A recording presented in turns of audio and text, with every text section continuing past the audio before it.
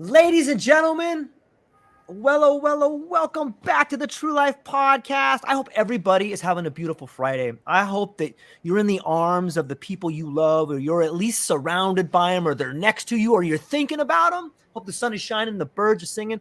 I have an incredible guest here today, and I'm really, truly thankful to be in his presence and get to share with him some cool stories. And I hope that everyone, I know that the people who listen to this will be just as inspired as I am. So let me introduce Adam Garfinkle. He's the Fractional CFO, business development professional, leading figure in the capital markets, a well-known venture capitalist, a leader, a mentor, and a father, and someone who has a giant spotlight that can shine it on the path of which people can walk down when they feel they are faced with trauma. Adam, so stoked you're here today. How are you today, my friend? Thank you, buddy. Appreciate it. Doing good. Doing good.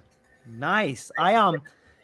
Yeah, it's such a beautiful, interesting time that we live in, but it's not without tragedy. And one thing that I have noticed in this area that we're living in right now is that I think that I think the one Ariadne thread that kind of ties us all together is this idea of trauma. Like, we all go through it, and so many people suffer and they don't know there's people there to help. And you may have gone through huge traumas, and the guy next to you has gone through the same trauma, but we don't talk about it. It's been pushed down for so long. And I was just kind of wondering if maybe you could begin with a little introduction and your origin story. Yeah, sure. So, I mean, if I go back too far, it'd be really boring. Right. But basically had an ideal childhood. I never had the big childhood trauma or anything like that. Pretty normal stuff. My career has been mostly investment banking. Worked in the hedge fund industry, private equity, that sort of thing. I think I've gotten much more active on LinkedIn about 6 months ago. Really, I was very impacted because of the journey that I was on with my son Nick, and unfortunately, this turned from what was potentially a happy ending to a very sad ending. So I could probably start when with Nick, we've been on a journey together because when he was in his teens, he was diagnosed with major depressive disorder. And it wasn't for many years that we actually discovered that he was treatment resistant, because no doctor even brought up that term. We had no idea what it meant. We went down the traditional psychopharmacology route where, once he was able to express in his teens, like, something's not right. I don't feel good. I think I'm depressed. Which later on he said, that it really started when he was his earliest memories, 4, 5, 6 years old, but he didn't have the words to express it. He didn't know why he felt different, but he struggled his whole life. So we, went to a psychologist, psychiatrist. They started him on traditional SSRIs, traditional medication. And for many people, they probably understand you take the meds and they'll say, it takes 4 to 6 weeks to kick in, and then you'll start feeling good. Well, that didn't happen. And then they would increase the dose and nothing would happen. And then they would say, okay, we're going to add this, and then we're going to increase the dose of that. And after about 12 weeks, they say, okay, that medicine didn't work, so we're going to wean off and we're going to start with something else. That's the trial and error process that occurs. That's, in more than, I don't know what it's been, 50, 60, 70 years, nothing much has changed in psychopharmacology. And so we did that literally for years, age 14, 15, 16, 17, 18. And all that time, he just suffered. And I think over time, he suffered worse. He went off to college and, couldn't really get through a freshman year. I'm sure he did have the typical, freshman year fun and join a fraternity and all that, but he couldn't get to class, couldn't get out of bed at times. Combining, academics with the fraternity challenges wasn't going to work for him because he just didn't have the capacity to do that. So we at this point in time, we still don't know basically how do we handle this? What do we do? And thought, okay, take a semester off. He loves snowboarding. Go out to Vail, work it out in Vail, and you'll be out in nature and all these people having fun on the slopes, and you'll snowboard. And of course that didn't work either, because he had something that was not right, that and unfortunately to this day we really never figured out what or why. But then in his kind of in his second, he tried going back to school again, just still suffering. And he, without telling me at first, came across psilocybin via magic mushrooms. And there was a mycologist in the town that it was in Boone, North Carolina, which is a bohemian kind of hippie town, really cool. And so he could access that, of course, not legally. And when he started telling me about it, I was first very scared. I didn't understand what that was. I didn't understand psilocybin. All I knew was that mushrooms were something that happened in the 60s and 70s. A lot of people got in trouble, and it's you can become a drug addict, and so, but he convinced me that this was therapeutic. It was a medicine. It was actually helping him. And then I got on board and was like, okay, whatever you need, let's make sure you can get it, and try to get it in a way that's safe and under the radar. And unfortunately, he became resistant to psilocybin. So what initially he would get this glimpse of what relief was like, and to feel good, and he would tell me, like, it's unbelievable, not only the journey itself, but afterwards, just the release of all that dark cloud, and the ability for your brain, your thoughts, to slow down and be able to live in the moment. And then it just stopped. And whether it was microdosing, whether it was he took some amazingly heroic doses because we didn't know what else to do, and it just didn't work. And he was still in North Carolina. I had moved out to California in early 2016, and then kind of came out to San Diego, and again, we went and saw psychiatrists and psychologists, and did they would do brain images and all these things to try to figure out what's going on, and we just couldn't get an answer. At that time, we didn't really know anything more about the psychedelic community. This was 2018 or so. And then in 2019, kind of like at the end of our rope, he learned about ayahuasca and started to educate me about it. And we started to do research early in 2019, and we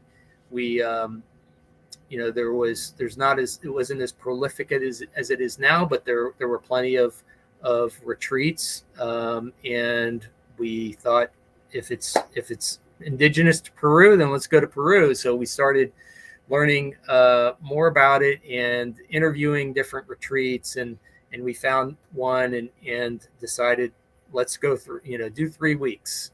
They offered 1, 2, and 3 weeks, and figured we'll do that. So he went to the retreat. I went down to South America while he was there, just so I was on the continent.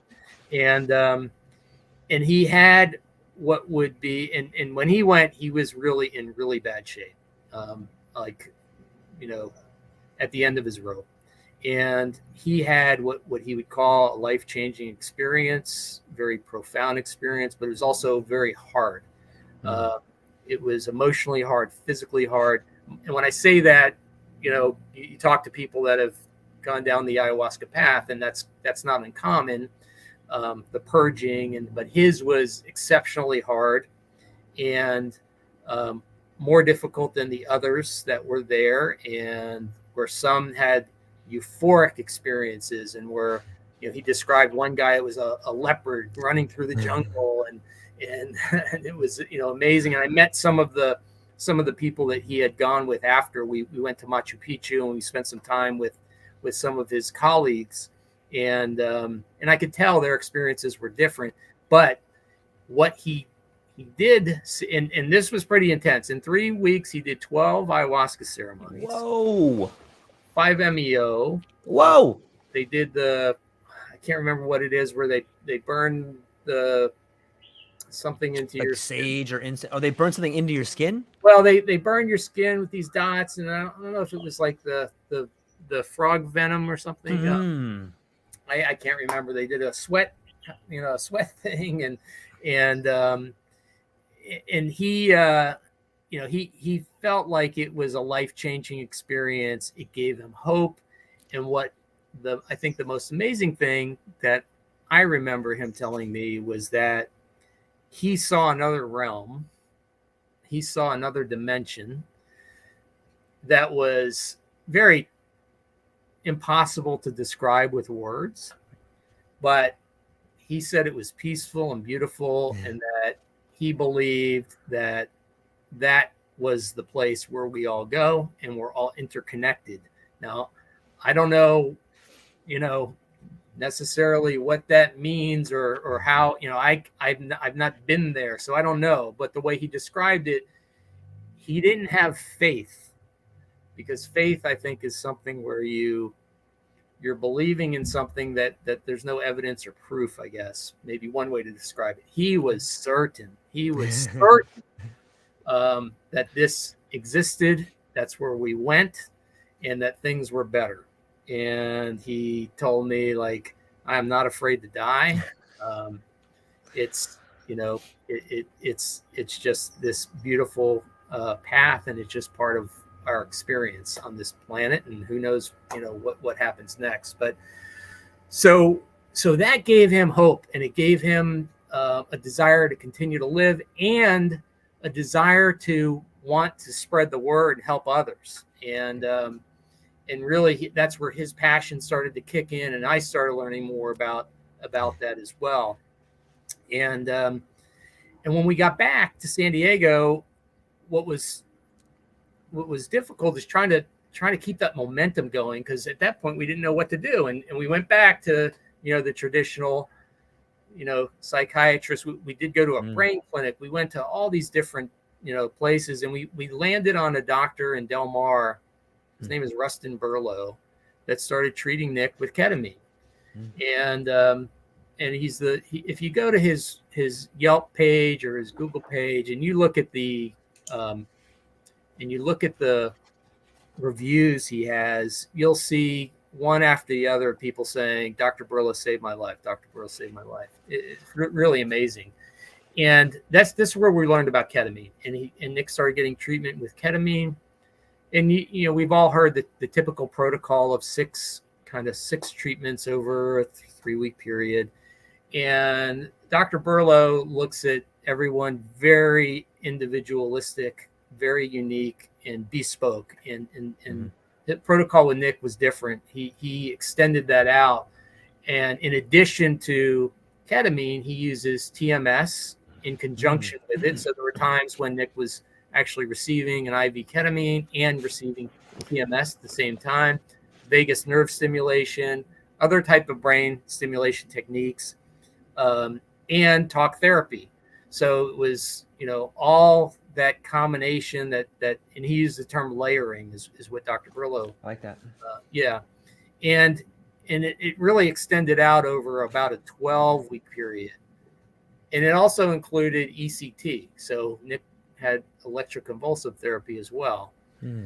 So he was poked, prodded, shocked, and I remember we'd go to the hospital about at first like 3 days a week for his ECT, and he was just zapped, and for the next 24, 48 hours, it was, pretty, he was just wiped out.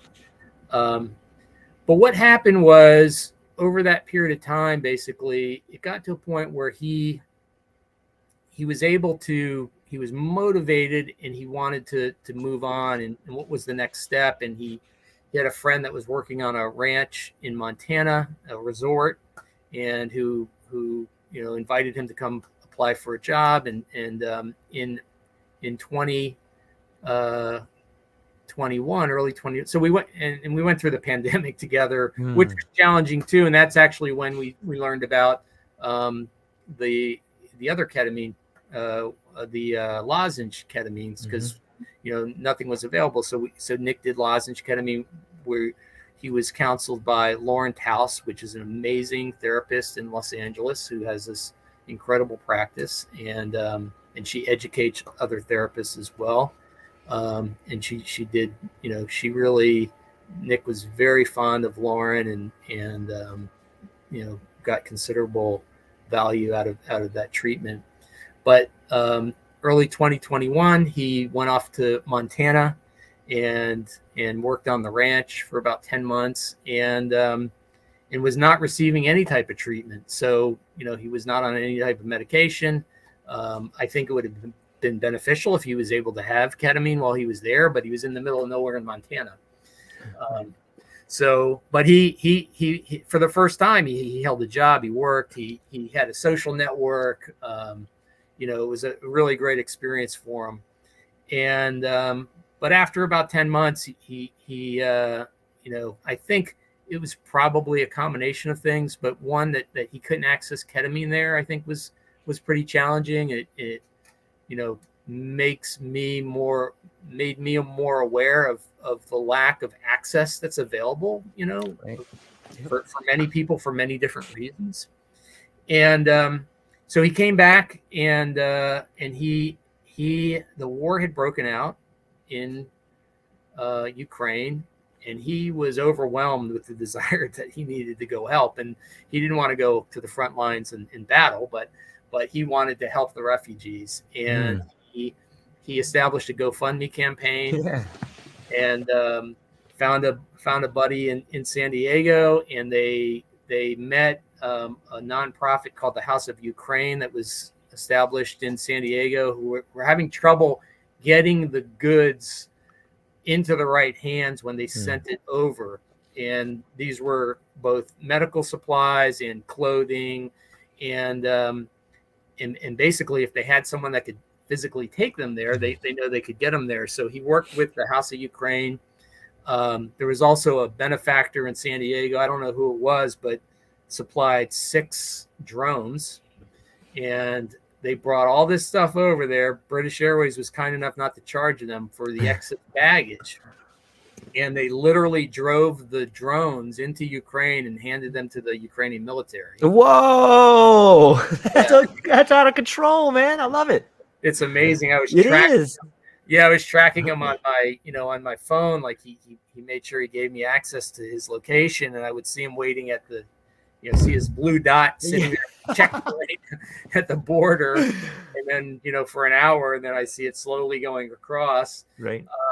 And he ended up doing amazing things. He did some volunteer work with the World Central Kitchen and in Poland, and then he would go back to Krakow, get more supplies, drive it into Ukraine. He stayed at an elementary school inside the border where refugees were being housed, and it was there for about, I don't know, 4, 5, 6 weeks.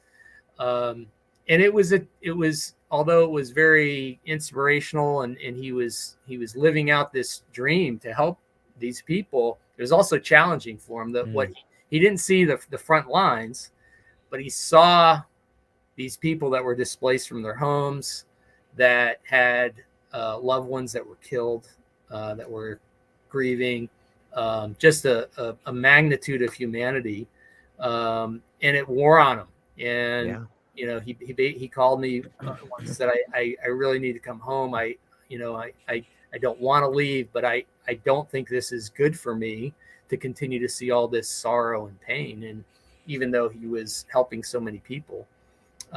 So he came back, and so one of the things that unfortunately happened is we realized that his psychedelic therapy and treatment got him to that point, but nothing like the psilocybin, nothing really provided him the relief that many people receive, that you hear about and read about. And I think it's important to make people aware that while we're very excited about this new potential and how these compounds, molecules can help so many people, which he definitely believed and was an advocate because he saw it happen in front of his eyes with other people. Unfortunately, they didn't work for him necessarily. And that will always remain a mystery. We don't know why. And we tried to figure out why. And so with everything that we tried and did, whether it was, psilocybin, ayahuasca, in ceremony with shamans and an extremely qualified psychedelic therapists, to more traditional therapists, DMT, 5-MeO DMT, MDMA. I think we went down every path except for ibogaine is the only psychedelic compound that we didn't pursue. And unfortunately, it just never provided him the relief, whatever what his body chemistry and makeup was. And part of my story is in 2022, 2021, 2022, out of the pandemic, I had my own challenges. As a father watching your son struggle, it's very challenging, and it was heartbreaking that I could not fix the issue. Everything we did, I couldn't get him healthy, and so that in itself was difficult. I had come out when I came out to San Diego. I worked for this high flying fintech company, private company, and for a variety of reasons beyond everyone's control, it didn't work out. So that was a disappointment, and I had a failed relationship. So I was going into my own, challenges psychologically, mentally, and I didn't reach out for help. I really held it in and did not do what I should have done and what I would encourage other people to do. And I isolated myself, and I got to a point where finally it was getting to the point where if I didn't reach out for help, things weren't, it was going to get really bad. I ended up going to the doctor that Nick went to. So in a way, Nick created this path for me. Yeah, totally. Yeah. And I'm the other side of the spectrum from what Nick experienced. So after my second ketamine treatment, I woke up the next morning, and the cloud that had been covering me for the last 18 months, those negative thought patterns that were going through my head, where I was constantly thinking about the past and decisions I made that should have done something different, that sort of thing, and then anxious about the future. So that repetitive,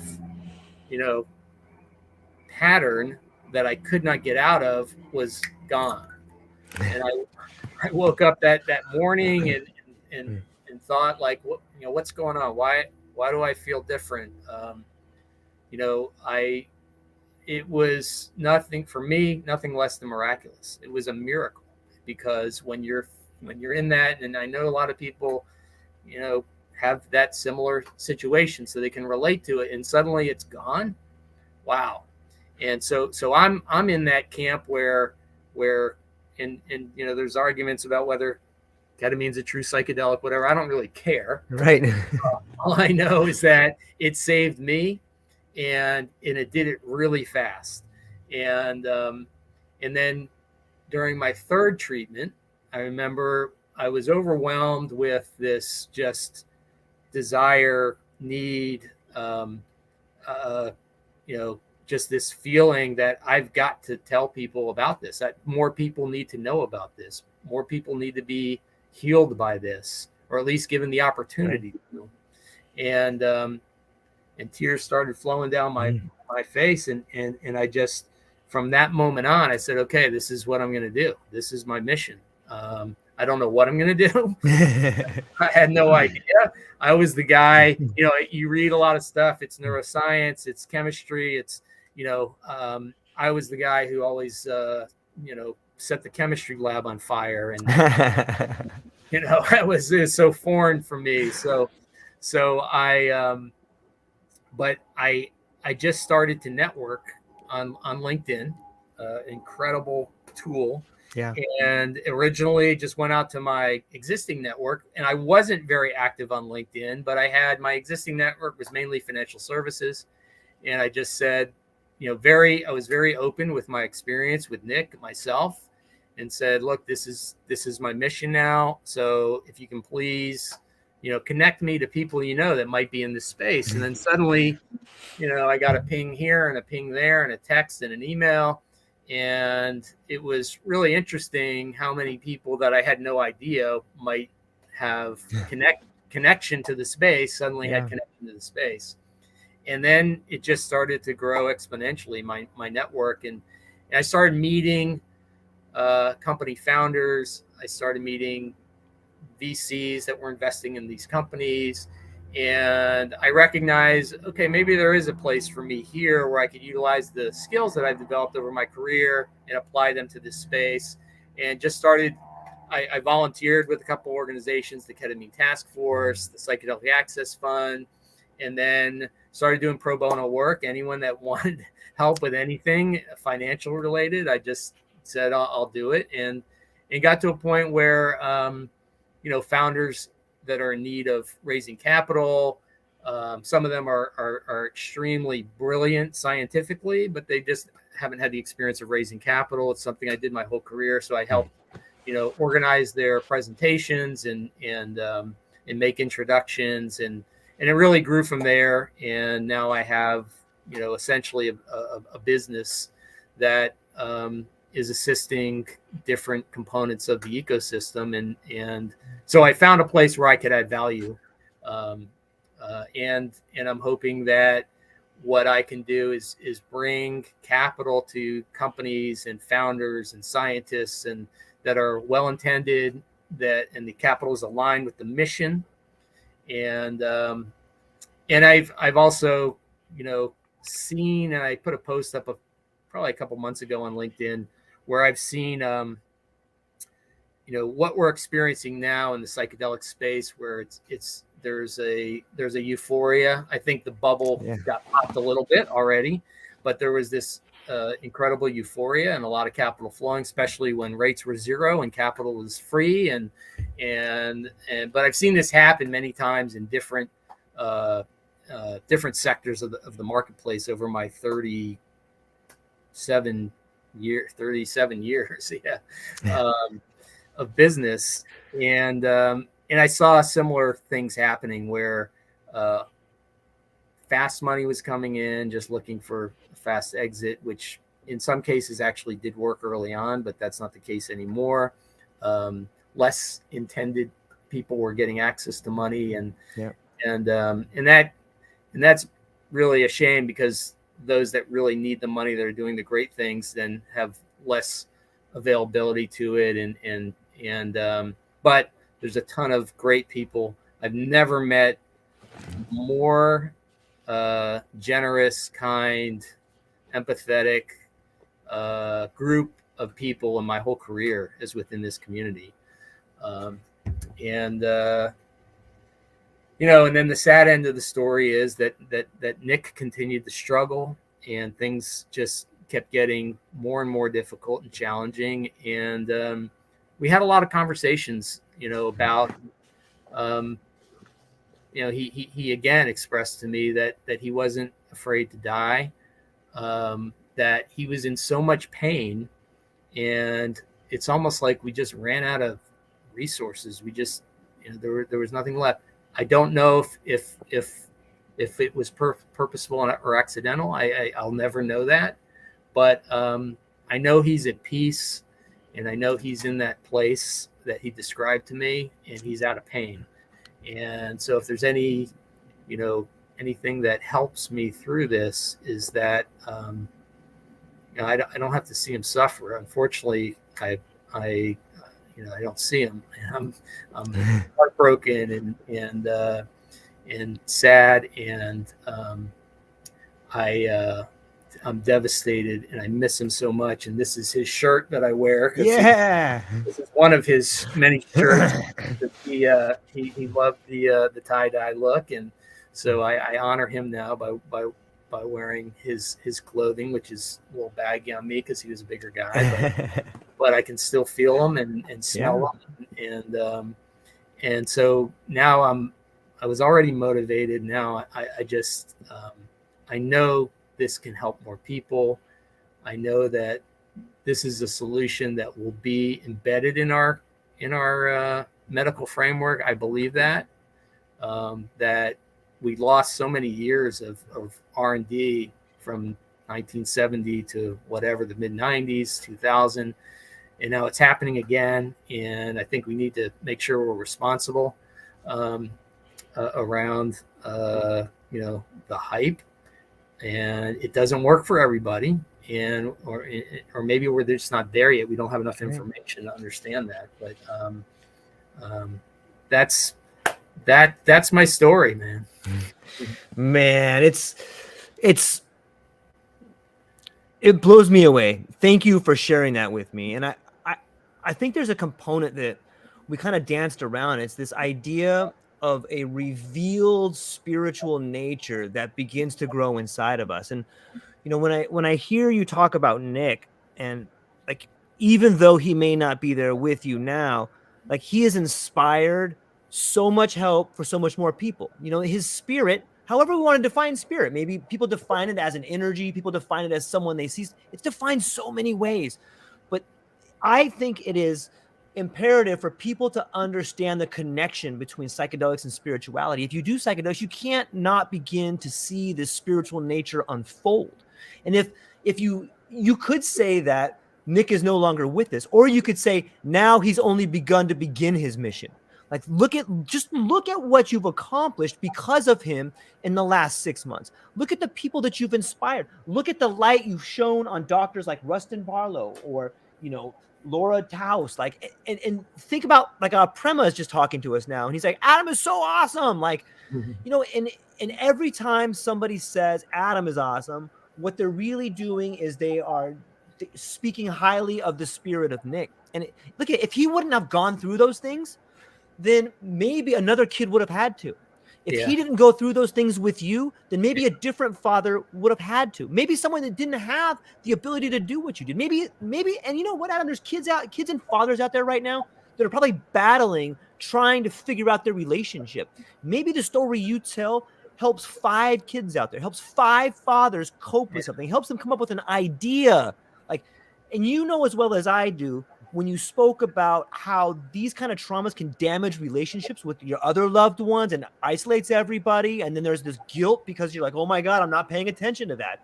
Yeah. And then Nick feels that. My son Ocean, like, our families feel it. We suffer together. And even though someone may not be here with us physically, I think it's unfair to say that they're not here, because the spirit is here and they may be larger than ever now. It could be a transition that we go through where we can move forward and help people. And when I hear the language, like, it's a beautiful place, I'm supposed to be there, maybe that pain is a siren call calling people to the other side because they're needed there. And I know that sounds metaphysical, but I believe that with all of my heart, Adam. And I believe that the people that, in Hawaii, we have this saying that says we're all ancestors in training. And I don't know how prayers are answered, but I do know that they are. Some pray to Buddha, some pray to Muhammad, some pray to God. But I'm telling you, there's a force bigger than you can understand, and it's helping us move through this. And I think it's stories like this, having the courage to tell a candid story that wounds you every time you tell it. Maybe every time it wounds you, it strengthens somebody else. And I love it, man. I'm so thankful that you talk about it, because it's important. People are going through this. They need help, and it's just beginning. It's this next wave that's moving forward, and every one of us plays a role in moving forward. Let me throw this question to you. So as hard as that is to talk about that, and thank you for that, what are some of the gifts that you think have been provided to you since this has happened, and how are you wielding them? Yeah, that's a great question. And so I really have to go back to what we talked about before the recording. Sure. Is my daughter Marissa, who was she was stillborn, and she was perfect. There was nothing wrong with it. There was a blood clot in the umbilical cord. That's what caused oxygen couldn't flow, and when we were getting ready to deliver, that happened, and so out of that experience, which was extremely tragic, I started getting counseling from other bereaved parents that went through the exact same thing, and I was told, like, there will be gifts. You'll receive gifts from her. That's And so hard to hear. It's so hard to believe that when that happens. Yeah. I want to acknowledge your child too, Ocean, and you shared that with me, and thank you for sharing your story with me. Yeah, of course. But one of the things that I was taught, there's a number of things, but one of the first gifts I received, I would and we had a formal funeral for Marissa. Nick, we had a celebration of life, which I love it. Amazing. But I remember I would go to the cemetery, and we were in Atlanta at the time, and I would just wander the cemetery, and you start looking at headstones, and you see how many young people have passed away. And it made me think about how many other parents were struggling with this. Not only babies, because she was surrounded by probably 50 babies in the cemetery, but just you wander through and you see, oh, this person lived to 20, this person 15, this person 33, and it just overwhelmed me. Like, you know what? People don't always live their full life, and they die young. And it was the first time I really thought about that, and it gave me this ability. It started to give me this ability to be understanding of the tragedies that exist in our life day in, day out. They happen. And if you haven't been touched by it, you're just lucky, because that's the reality. The reality is these things happen, and they happen greater than we can imagine unless you've been through it.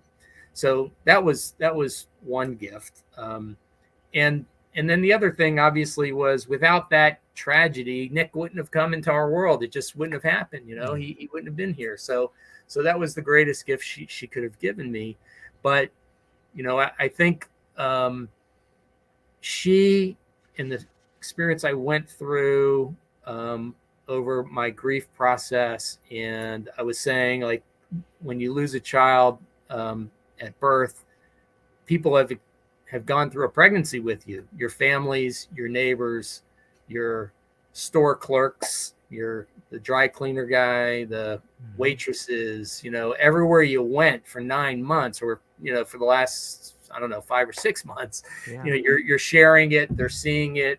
And then when you come back and you're around town and people are just saying, oh, how's the baby? And then you have to explain what happened. It's gut wrenching. It's painful. You find yourself consoling that person because they feel so bad they asked this question. But then the pain's so great, you just isolate because you don't want to go through that pain anymore. So it was really a couple of years process of getting to a point where I could trust life again, and I was okay telling the story without being so devastated. And then Nick came to us during that period of time, which going through that second pregnancy was horrific in itself. The worry and concern, but that process of knowing that grief is an individual experience, that there is no time frame, no timeline, no right or wrong, prepared me for what I'm going through now, and knowing that I have the ability to do it however I want to without feeling any judgment. I've also been able to help others. I along the way over these many years have had opportunities to help other people that have gone through the process, and everyone's experience is unique and different, but there's this bond when you lose a child that that we have now, that other people that I've met you just instantly have that connection. And it gives you the ability, I believe, to honor their grief and their sorrow, and to have an understanding like no one else. So so she prepared me for what I'm going through right now, and it's given me the strength to be able to speak out and make people aware of my situation, Nick's situation, his story, and hopefully, like you said, look, if I help one person, that's all that matters. If there's one father that would have compassion for their child, boy or girl, that now can say, instead of saying just get out of bed and go do this and pick yourself up by your bootstraps, it just doesn't work that way. And if I can educate more people and to have more compassion and empathy for this crisis we're in, because when I think about young people, or many of Nick's friends that spoke so beautifully at this celebration and talked about how he impacted their lives and provided them with more meaning, and knowing that we should be more kind and empathetic and caring. That's what he did to them, and it was amazing to hear them tell this in front of this crowd of people that joined to celebrate Nick, as we drank his favorite beer, Sour Monkey, at a brewery, and celebrated his life, because that's how we wanted to remember him. And I think there's so many people that are struggling today, especially young people, because they've grown up with an iPhone, they've grown up with Instagram and Facebook, and they've grown up with war. I remember as a kid seeing the news of Vietnam playing on TV. I remember the scrolling of the dates, I guess, that disclosed the draft, who draft numbers, things like that. And this is in the late 60s, early 70s. But when that was done, there was almost, I remember as I went off to college, and when we would talk about it in Vietnam, that it was almost like there'll never be another war because of the, what the lessons learned from this horrific conventional war. And now we have these nuclear weapons that can just blow things up. So I kind of grew up thinking like, well, that'll never happen again. And then, for kids that were born, like when my kids were born, all they've seen is war on TV from 9/11 on. It's just been war. And then you add in the iPhone and just the other stresses that have accompanied technology, which it's as great as it is bad. But I think it's just caused an incredible epidemic globally that and we're not able to treat it with the traditional means that has been used over the last 50 to 70 years. And I don't think there's any turning around. I think, we're seeing the legislation that is being created in different states. There's a lot of challenges.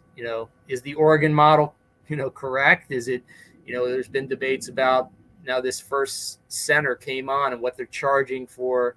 And in my view, I don't know what their economic model looks like, but I don't think they're overcharging. They're probably they're embedded with costs associated with licensing and regulation.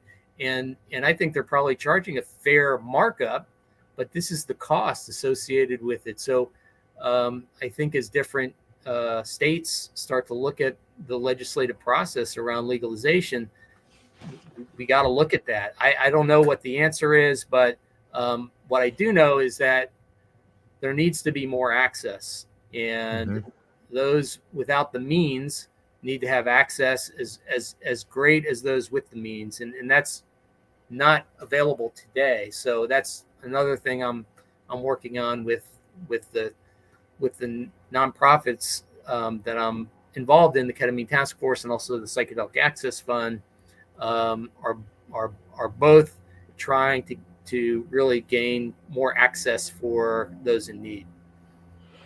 That's well said. I'm very fortunate. I get to talk to a lot of fascinating and passionate people, and I've begun to see this new picture emerging, or at least it looks like a new form to me. And the form that I see, the problem for access is that the people that really need it, that really, really need it, can't afford it. The people that have come back and have PTSD and are under a bridge, or the people that can't even hold a relationship because they have that negative thought pattern in their mind that just won't shut up. Like, how do you get that there? In my mind, like, there is licensing, there's all this stuff, but I think that you're going to see this is all, if you just look at it, there's this wave of optimization beginning to happen. And you're seeing neurofeedback paired with layered therapies of 5-MeO and ayahuasca together. And that's very expensive. But the people that have money to optimize, and it does optimize, I don't care if you're an athlete, if you're in finance, or if you're a UPS driver, once you begin going down the path of optimization, I believe that these therapies move you into a higher cognitive level of being able to see things in a different way. And I think that the model of optimization, people that have money can pay for optimization. That money that can be funneled back to help people that need it. So I think it could subsidize there, whether it's ibogaine for homeless people. But I think you're beginning to see people like Nick Murray, who's got a spot in Jamaica, and he has got some incredible people. He was part of the ESPN campaign that brought down people like Riley Coate and brought down people from the NFL that had traumatic brain injury. But he has state-of-the-art cutting-edge technology that's very expensive.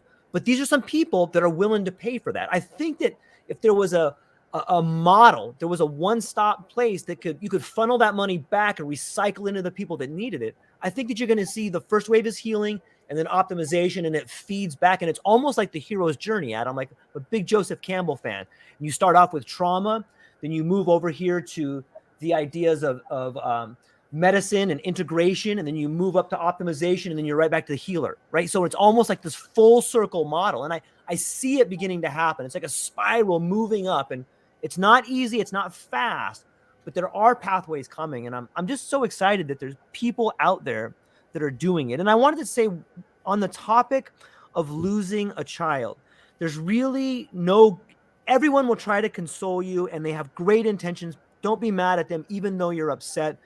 And there's not a whole lot of good advice you could get. But the best advice that I ever got when I lost my son was somebody pulled me aside and say, George, tell everybody you know. Go on your contact list. Tell every single person you know. And I remember just looking at him like, that's crazy. And I told him, like, that's ridiculous. And he goes, no. He's like, you don't get it. But you will have to relive that experience every time. And no matter how many people you tell, George, in a year from now, in 2 years from now, you're going to run into somebody that didn't know. And they're going to ask you about your son, and you're going to have to relive it.